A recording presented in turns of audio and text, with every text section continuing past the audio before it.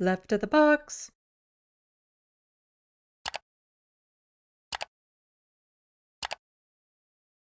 Oh, crotchety isn't talking about pizza right now. Conservatives and centrists complain that tax dollars don't go to fund anything good for people.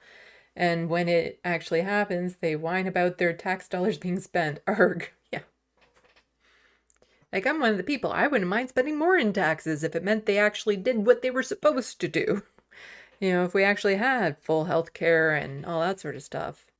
I can understand why people get so frustrated when we're supposed to have all these services and they're underfunded and cut and slashed by the people collecting the tax money. And it's usually conservatives that do it. It's the conservatives that cause the most deficit and debt and cut the most programs.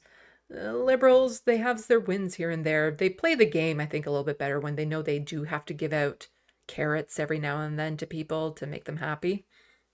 Whereas the conservatives tend to rely solely on making their base angry to come out. The liberals at least know that we have to toss the peasants some crumbs, so to say. So every now and then they do come out, like Justin Trudeau making marijuana legal, that sort of thing. Like, he knows how to play the game to some extent. It's super frustrating because you never know which one he's going to follow through on.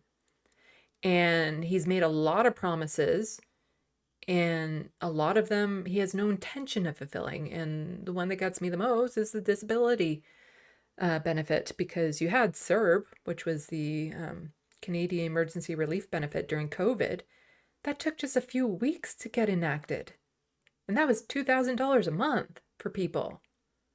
And meanwhile, people on disability got nothing, got penalized in a lot of situations. And so for it to take years and years for them to get the disability benefit through is just so frustrating. And it has literally cost people their lives. So it's just,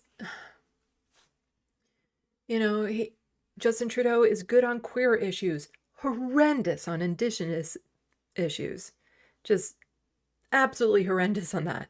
So it's, you never really know what you're going to get with liberals on what promise they're actually going to follow through on, but you can reliably know that they're going to vote against anything that the NDP wants, like pharmacare for all. They finally have something that's sort of going through the works, which won't cover everything, kind of like their means-tested dental care that the NDP pushed for. But like the NDP during COVID and stuff tried to push through, let's tax the ultra wealthy and corporations for profits they make during COVID. And the liberals and conservatives joining together to vote no. And during COVID, there was, the NDP did try to get pharmacare and the liberals voted no. So when it comes to certain economical things, the liberals will team up with the conservatives all the time. Like, they probably join forces with the conservatives more often than they join the NDP. It's really frustrating.